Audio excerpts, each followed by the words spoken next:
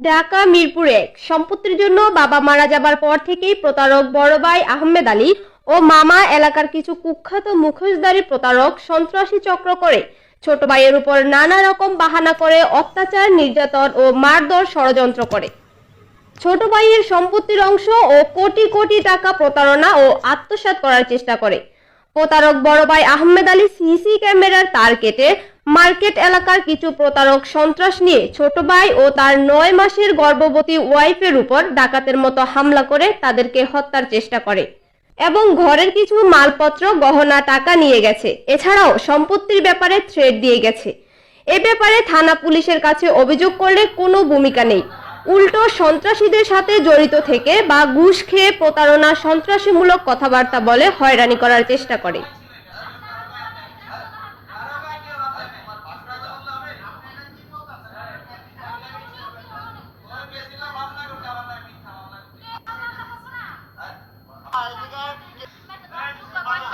আসসালামু আলাইকুম।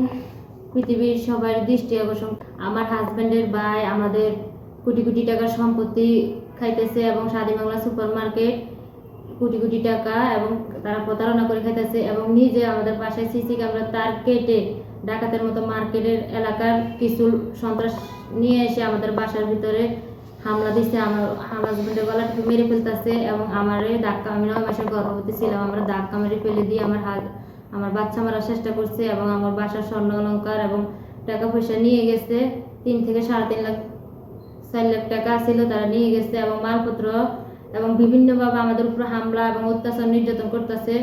সারা পৃথিবীর মানুষ দেখেন এবং স্ক্রিনে থাকা ভিডিও ফুটেজ দেখেন, সত্য ভিডিও ফুটেজ এবং এই বিভিন্ন হামলা অত্যাচার ব্যাপারে আমরা থানায় গেছি এবং অনেকটি অভিযোগ করছি। থানার পুলিশ কোনো কাজ করে না। থানার পুলিশ আরও ওদের থেকে ঘুষ খেয়ে সন্ত্রাসীমূলক কথাবার্তা বলে এবং আমাকে বলে আমার মারধর করছে, আমাকে ধাক্কা মেরে ফেলে দিয়েছে, বলছে কি তোমার বাচ্চা আছে না, মরে যাবে, তোমার কি হবে। থানার পুলিশ এবং আমি আদালতের কাছে ন্যায্য বিচার চাই এবং সুস্থ বিচার চাই। এই সন্ত্রাস মুখোশধারী সন্ত্রাস যেন তারা যেন ধরা খাক, তাদের যেন শাস্তি হোক এবং দেশবাসী সবাই যেন দেখুন।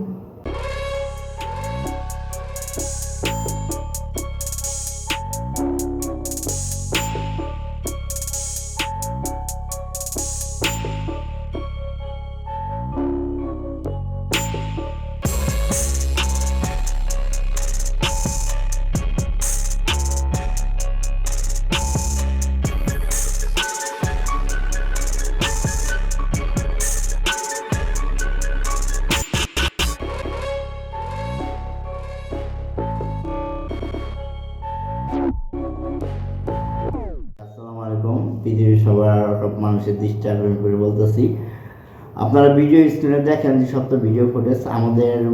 আমার আব্বা মারা গেছে ৯১ সালে। ৯১ সালে আমার ভাই সম্পত্তির লোভে শারীরিক ও মানসিকভাবে বিভিন্নভাবে মনে করেন যে এলাকা চক্র করে আমার টর্চারিং, অত্যাচার, নির্যাতন, মারধর করছে। রড বেরিয়ে লাইট বেরিয়ে চাতের সামনে চাপাই তাদের বিরুদ্ধ। তো আমি বুঝতাম না, ছোটো ছিলাম, জায়গা সম্বন্ধে বুঝতাম না। তো আস্তে আস্তে বড় হয়ে জানতে পারি আমার বোনের সম্পত্তি রেখে গেছে, সম্পত্তি নিয়ে সত্যতার জের। হ্যাঁ, তো আপনারা নিশ্চয়ই অবশ্যই অনেক জায়গায় খবর নিউজ দেখছেন যে সম্পত্তি লেগে পোলায় বাপের ১০ টাকা করে লায়, তারপর বিভিন্ন জায়গায় হত্যা, বিভিন্ন জায়গায় অনেক দুর্ঘটনা ঘটছে।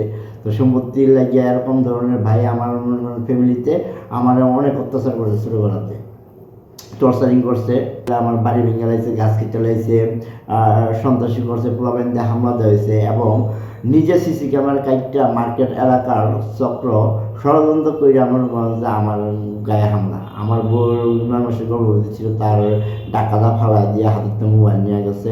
হ্যাঁ, আমার গোলা টিপা আমার হত্যা করার চেষ্টা করছে, মারধর করছে। আপনাদের কাছে সবার কাছে একটা প্রশ্ন, যে সিসি ক্যামেরা কাইটটা কি মনে করেন যে ভালো মানুষ হামলা দেয় নাকি যে সিসি ক্যামেরা কাইটটা খারাপ ডাকাত সন্ত্রাসী হামলা দেয়? এই যে দেখেন, মনে করেন আমার প্রতারক ভাই সম্পত্তির লোভে মার্কেট এলাকার সন্ত্রাস নিয়ে সিসি ক্যামেরা কাইটটা ডাকাতের মতো হামলা দিচ্ছে। বাস্তবতা ভিডিও দেখেন। আমার মারা যাওয়ার পরে আমার মামা ভাই মনে করেন যে মার কাছে এক কাছে দায়িত্ব ছিল, আমরা ছিলাম অনেক ছোটো, আমরা বুঝতামই না। তো সম্পত্তির কাগজপত্র চাইতে গেলেও মনে করেন যে উল্টাপাল্টা ঠেট, উল্টাপাল্টা কথা। ঠিক আছে, আমার সম্পত্তি না দিব, সম্পত্তি দেখাইবো না, সম্পত্তি বুঝাইবো না, এরকম ধরনের প্রতারণা ছোটোবেলার থেকে করে এসেছি, অত্যাচার টর্চারিং করছে। তো মনে করেন যে আমি চাই যাতে সারা বিশ্বের মানুষ দেখুক আর এটা আদালত উপপর্যায়ের লোক আছে, তারা আমার মনে হয় সঠিক বিচার করুক, এই মুকুটদায়ী সন্ত্রাসীদের ধরা খায়। আপনারা দেখেন, আপনারা মনে করেন যে সারা পৃথিবীর মানুষের দৃষ্টি আকর্ষণ, আপনারা সবাই দেখার সুযোগ করে দেন যাতে মুকুটদায়ী সন্ত্রাসরা কীভাবে মানুষের অত্যাচার করে, সম্পত্তির জন্য কীভাবে টর্চারিং করে, সত্যরে মিথ্যা বানায়, এরকম করে মনে করেন যে আমার অত্যাচার টর্চারিং করতেছে। তো আমি চাই যে তা সারা বিশ্বের মানুষ দেখুক, আমার আদালত নিজে বিচার করুক। ধন্যবাদ সবাইকে।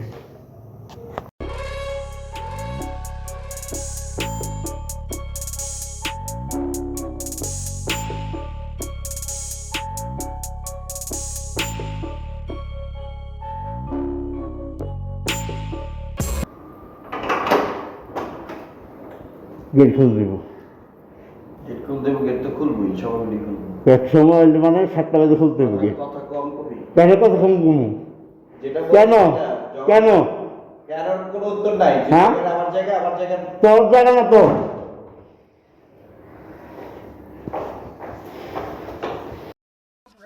হ্যাঁ,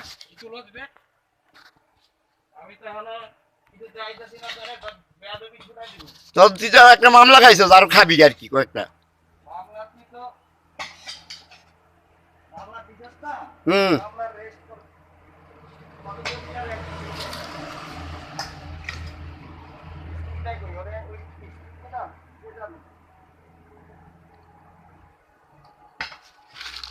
আপনার যন্ত্রপাতি মনে হয় বাইরে থুইছে। হুম,